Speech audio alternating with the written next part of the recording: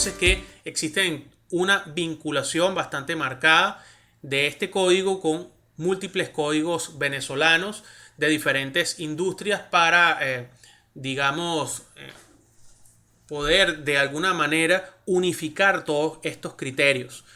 Toda construcción de los grupos B1, B2 o C que se puedan causar a este daño o algunas de este grupo. Entramos al grupo B1, construcciones especiales, construcciones de alta ocupación para viviendas, oficinas, comercios, hoteles, bancos, teatros, restaurantes, almacenes o depósitos, instalaciones deportivas e industriales, ambulatorios, centros educativos públicos y privados de un solo piso para menos de 500 alumnos, puentes ordinarios de poca importancia, toda construcción de los grupos C y B2 que pueda causar daño a alguna de este grupo.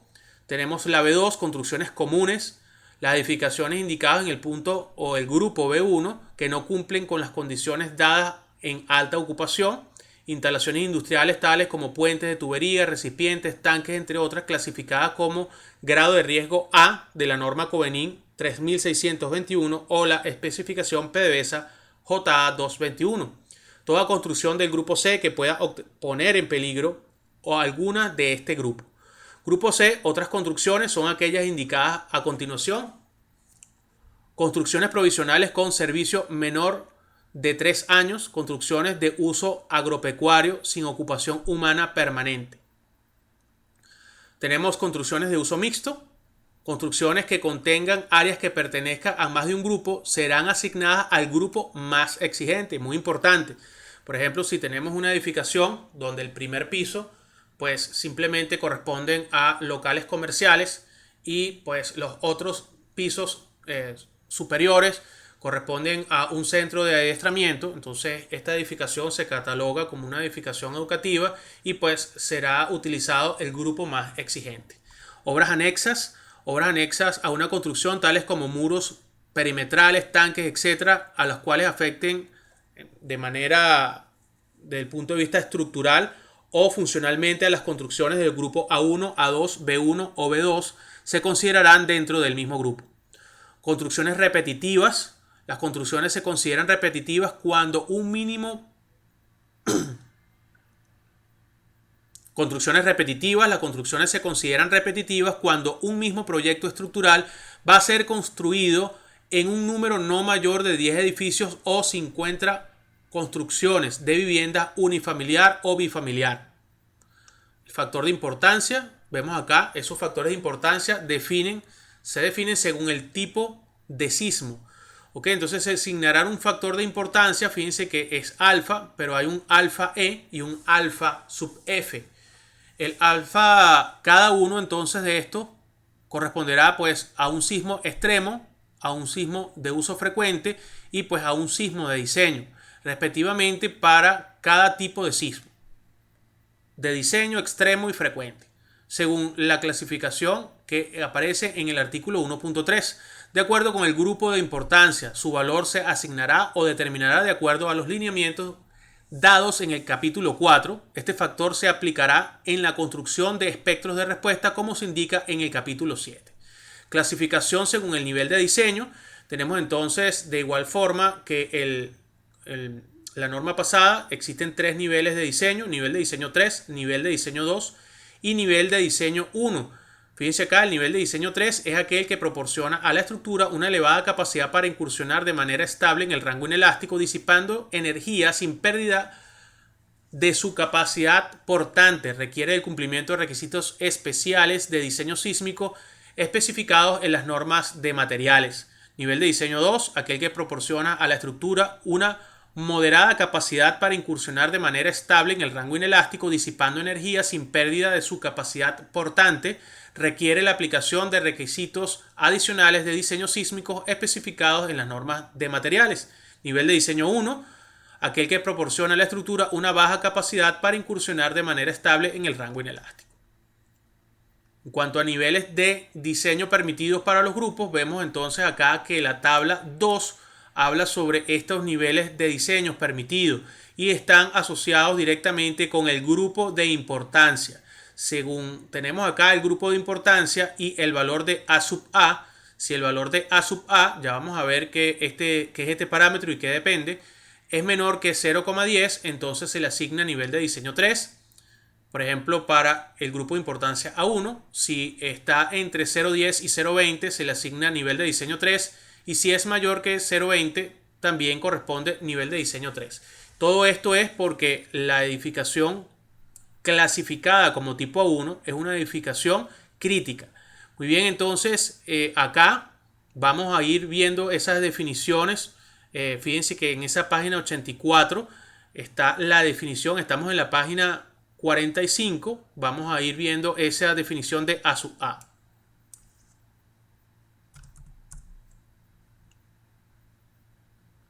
Vemos acá el espectro de diseño A sub A, el cual es igual a un parámetro llamado F sub A por ese factor de importancia por la aceleración horizontal. Y ese valor F sub A es el producto de tres factores que tienen que ver con, pues digamos, la profundidad del estrato, la topografía y la clase de sitio. Esto es el tipo de suelo, esto tiene que ver con la profundidad al estrato más profundo y esto tiene que ver con la clasificación de la topografía. Ya más adelante vamos a ir viendo esta definición. Volvamos entonces a la página anterior.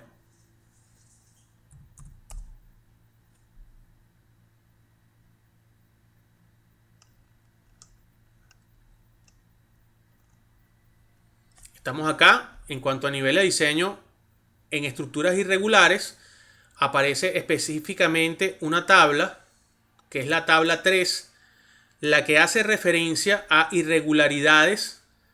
Por ejemplo, si son verticales o en planta, están aquí clasificadas. Las verticales entre piso blando, entre piso débil, discontinuidad en el plano del sistema resistente de cargas laterales, columnas cortas. Tenemos también una irregularidad en planta, la cual habla sobre riesgo torsional elevado.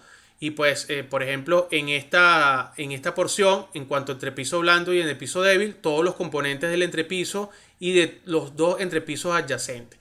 ¿Ok? Esto que está acá en cuanto a requerimientos para nivel de diseño 3. Pero vamos a hablar más adelante de otros requerimientos en cuanto a que pues ciertas irregularidades ya no están permitidas tomando en cuenta este valor de A sub A. Esto vamos a ir leyéndolo más adelante. Clasificación según el tipo estructural. Vemos aquí que a diferencia de la norma anterior, el tipo 1 tiene aparte otro subtipo. ¿Ok? Esta subtipo, pues acá lo podemos ir leyendo. Son estructuras constituidas por pórticos con vigas y columnas conectadas por juntas de concreto armado, de acero estructural, mixto, acero concreto o de madera, que satisfacen unos requerimientos. Aquí hablan estos requerimientos. Tenemos el subtipo 1B, pórticos de acero con vigas de celosía. Subtipo 1C, pórtico de acero estructural con vigas y columnas. Subtipo 1D, estructuras de concreto armado constituido por muros o columnas o con losas sin vigas. Tenemos el tipo 2. Acá ese tipo 2 también está constituido por combinaciones de tipo 1 y 3 y su acción conjunta debe ser capaz de resistir la totalidad de las fuerzas sísmicas.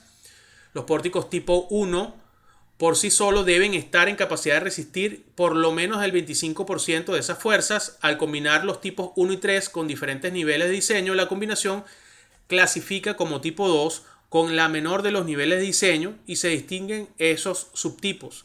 Los subtipos 2A, estructura constituida por combinaciones de los subtipos 1A y 3A. Subtipo 2B, estructura constituida por la combinación de los subtipos 1A y 3B. Subtipo 3, estructuras capaces de resistir la totalidad de las acciones sísmicas mediante muros de concreto armado. Muy bien, también están clasificadas en otros subtipos. La 3A, estructuras conformadas por muros de concreto armado con dinteles de acoplamientos dúctiles o pórticos de acero con arriostramientos excéntricos acoplados con eslabones dúctiles. El subtipo 3B son estructuras conformadas por muros de concreto armado sin acoplamientos de dinteles dúctiles, los muros de pared delgada sin elementos de borde de tipo túnel, o las conformadas por pórticos de acero o mixtos con arriostramientos concéntricos. o la de paneles de acero o paneles de diafragmas de maderas clavados conectados con clavos y o pernos. Los arriostramientos diseñados solamente a tracción se clasifican con el nivel de diseño 1. Tenemos el subtipo 3C, son estructuras conformadas por muros prefabricados de concreto armado o por muros de mampostería o por muros de adobe con refuerzo especial o por paneles y diafragmas de maderas encolados conectados con clavos y o pernos o paneles de maderas clavados con diafragmas encolados conectados o clavados con pernos o por elementos estructurales livianos de acero, perfiles doblados en frío con arriostramientos diagonales y cubiertos con paneles de otro material distinto a la madera o al acero. Tenemos el tipo 4, estructura sustestada por una sola columna, parecido exactamente igual a la clasificación de la norma anterior. Pórticos con paredes de relleno, pórticos con paredes de rellenos adosadas a las paredes. Los pórticos con paredes de relleno adosadas y las paredes mismas adosadas o no adosadas deben cumplir con lo indicado en el artículo 8.4 y 10.3. Se da particular importancia a los pórticos rellenos. Clasificación según la regularidad estructural. Hablan sobre qué se considera como una edificación regular y qué se considera como una edificación irregular. Y pues hacen una clasificación de cada una en cuanto a piso blando entre piso débil, distribución irregular de masa de uno de los pisos contiguos, aumento de masas con elevación, esbeltez excesiva, variaciones de las dimensiones del sistema estructural, discontinuidad en el plano del sistema resistente a cargas laterales, falta de conexión entre planos resistentes, columna corta. Tenemos acá irregularidades en planta, gran excentricidad, riesgo torsional elevado, sistema no ortogonal, diafragma flexible, irregularidades críticas. Es muy importante esto, vamos a hacer énfasis acá porque algunas irregularidades clasificadas como críticas se prohíbe el uso de este sistema estructural y pues se exhorta al ingeniero estructural a realizar una propuesta que pueda eliminar por completo esta irregularidad crítica presente. ¿Okay? Se identifican esas irregularidades críticas que son particularmente pues, resaltadas acá. Irregularidades verticales de entrepiso blando y entrepiso débil no están permitidas en los sitios con A sub A mayor que 0.1. Ya de una vez lo hablan muy claro, no están permitidas. En otros sitios el análisis y el diseño debe incorporar el factor de irregularidad. Las irregularidades verticales, columnas cortas, en el caso de presencia de columnas cortas, se deben tomar las acciones de mitigación indicadas en el artículo 8513. En cuanto a irregularidades en plantas, referido a gran excentricidad o riesgo torsional elevado, no están permitidas para los grupos clasificados como A1, A2, B1, localizadas en los sitios con A sub A mayor que 0,1, ni el grupo B2 en los sitios con A sub A mayor que 0,2. En los otros casos, el análisis y el diseño debe incorporar el factor de irregularidad establecido en la tabla 14 y el artículo 8.5.1. En cuanto a la amenaza sísmica, se incorpora la amenaza sísmica en un sitio y pues cada lugar del país queda caracterizado según el punto 4.2 por tres parámetros sísmicos importantes: A sub 0, A sub 1 y T sub L. A sub 0, vamos a ir viéndolo más adelante, sigue siendo la aceleración en la roca. El mapa es muy diferente porque no está clasificado por municipios, está clasificado por curvas de isoaceleración. Tenemos acá un mapa de un parámetro A sub 1, el cual corresponde a pues, la aceleración espectral de un oscilador de un grado de libertad, pues cuando ese periodo es igual a un segundo. Okay, tenemos otro parámetro llamado T sub L que rige pues simplemente la zona de periodos largos del espectro. Ya vamos a ir viendo el espectro de diseño, ahora tiene 5 ramas y pues T sub L es un parámetro que nos va a definir el comportamiento o el rango pues de esos periodos largos. Ok, entonces depende de estos tres parámetros. En la norma anterior dependía solamente de un parámetro que era la aceleración en la roca. Ok, entonces estos se dan en mapas de amenazas sísmicas contenidos en este capítulo. Ok, cada edificación tipificada se le asigna un factor de importancia alfa para definir un sismo de diseño. Ok, según el grupo de importancia, las construcciones del grupo de importancia A1, si el valor de A sub A es 0,1, y las construcciones repetitivas, si A sub A es mayor que 0,2, se le asignará un factor de importancia alfa sub E asociado al sismo extremo para realizar unas verificaciones adicionales. Las edificaciones tipificadas por grupos de importancia A1, A2 y cuando se cumpla que el valor de A sub A es mayor que 0,1, se le asignará un factor de importancia alfa sub F, que es del sismo frecuente, para definir este sismo frecuente, que pues sirve para verificar algunas condiciones de operatividad. El coeficiente de aceleración A sub A y los otros espectros de análisis pueden sustituirse por los derivados de un estudio especial de amenaza sísmica o un estudio de sitio. Los coeficientes de aceleración A sub A opera como un factor de control y de toma de decisiones. Parámetros sísmicos básicos para el lugar geográfico de construcción se especificarán como parámetros sísmicos básicos A sub 0, el cual es un coeficiente de aceleración horizontal del terreno en la clase de sitio referencial para un periodo medio de retorno de 475 años, obtenido de los mapas de la figura 4.1, 4.1 oeste, 4.1 este, como se indica en 4.2c. A sub 1 es un coeficiente de aceleración espectral horizontal para el periodo estructural de un segundo en la clase de sitio referencial para el coeficiente de amortiguamiento de 5% y un periodo medio de retorno de 475 años, obtenido de los mapas de la figura 4.2, 4.2 oeste y 4.2 este, como se indica en 4.2c. T sub L es un periodo de transición entre los periodos intermedios y los periodos largos del espectro elástico de respuesta horizontal en clase de sitio referencial para un coeficiente de amortiguamiento del 5% y un periodo medio de retorno de 475 años, obtenido según las figuras 4.3, 4.3 oeste y 4.3 este, como se indica en 4.2c. Muy bien, en cuanto al sismo de diseño, fíjense acá, tenemos ese factor de importancia en años y aquí tenemos un periodo medio de retorno. Si el grupo de importancia es A1, pues representa una probabilidad de 2.5% de excedencia en un tiempo de vida útil de 50 años, el cual corresponde a un periodo medio de retorno de 1975 años. Si el grupo de importancia es A2, pues representa a una probabilidad de excedencia del 5% en 50 años, con un periodo medio de retorno de 975 años. Grupo de importancia B1, 7% de probabilidad de excedencia en 50 años, correspondiente a un periodo medio de retorno de 689 años. B2, 10% de probabilidad de excedencia en un tiempo de vida útil de 50 años, el cual corresponde a un periodo medio de retorno de 475 años. Y fíjense aquí, ese alfa es igual a 1. Para construcciones tipo C, 20% de probabilidad de excedencia en 50 años, el cual corresponde a un periodo medio de retorno de 225 años, el cual representa un factor alfa de 0,7.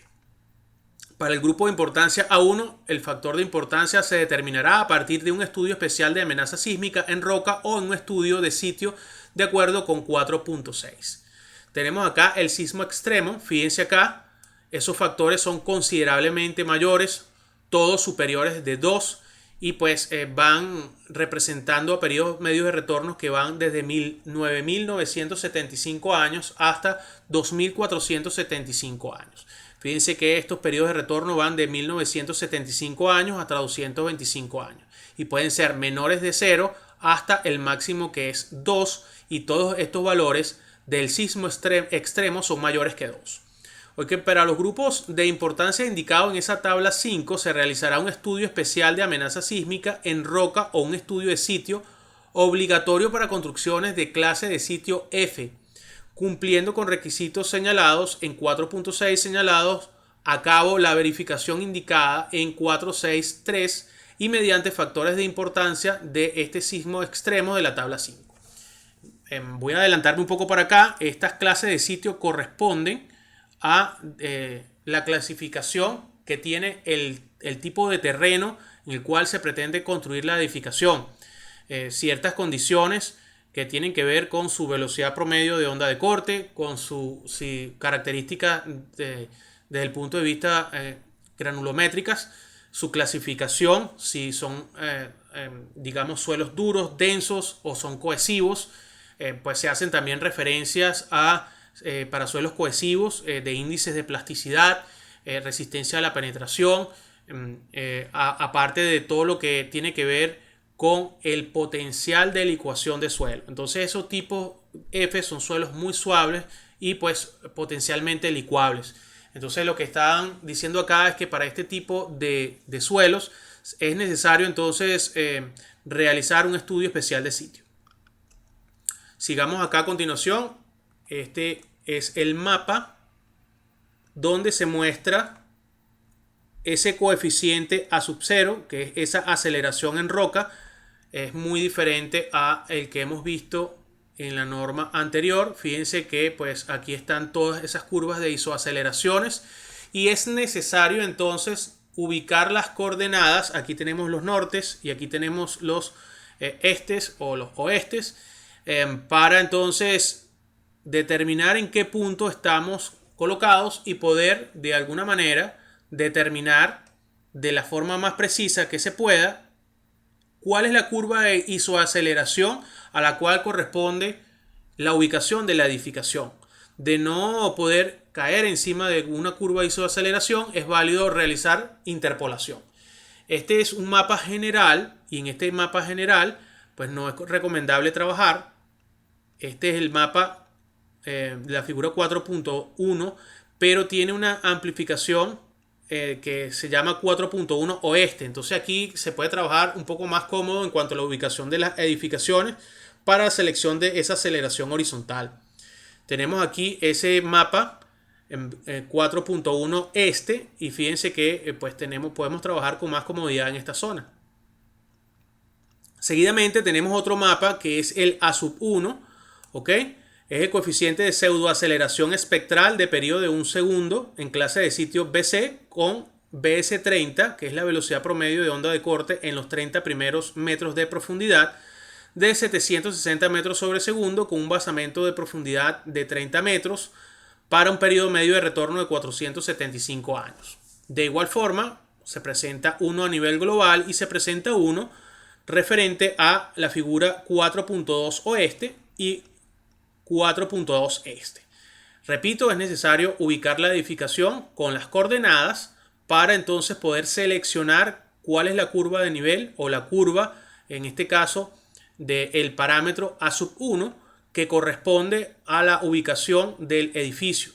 Tenemos entonces el tercer mapa correspondiente al periodo T sub L, que es un periodo de transición espectral, ¿okay? Con base a el sitio BC o la clasificación BC. De igual forma funciona de la misma manera. Tenemos entonces la figura 4.3 oeste para T sub L y tenemos la figura 4.3 este para determinar el periodo T sub L. Llegamos acá a otras tablas, acá que corresponden a todo lo que es el sismo frecuente. Tabla 6, ahí están entonces esos factores de importancia 0,45 y 0,3 correspondiente a periodos medios de retorno de 72 años y de 36 años para grupos o importancias A1 y A2. Estudios especiales, aquí habla sobre estudios, se diferencian estudios de amenaza sísmica en roca y estudios de sitio. Fíjense acá, estudio de amenaza en roca, se ejecutará un estudio de amenaza sísmica en roca para la definición de 1. El sismo de diseño, construcciones del grupo de importancia A1 y de las situadas en clase de sitio F, el sismo extremo de las construcciones para la que su empleo es obligatorio según la tabla 22. Okay. Estudios de amenaza sísmica en roca deberán sustentarse en un modelo apropiado de fuentes sismogénicas influyentes que incorporen la sismicidad regional observada, revisando el entorno geológico y tectónico, ejecutar un análisis probabilístico de peligro sísmico apoyado en un modelo sismogénico adoptado empleando relaciones de atenuación, determinar los valores de periodo medio de retorno de 475 años y asignar parámetros espectrales en roca y factores de importancia según estos artículos que aparecen acá. Para estudios de sitio, se ejecutará un estudio de sitio para la definición de cualquier sismo de interés, cualquier grupo de importancia de construcciones situadas en clase de sitio F, desarrollo de futuras microsignificación sísmica. Opcionalmente pueden llevarse a cabo para cualquier otro caso. Aquí aparecen en cuanto a resultados y controles.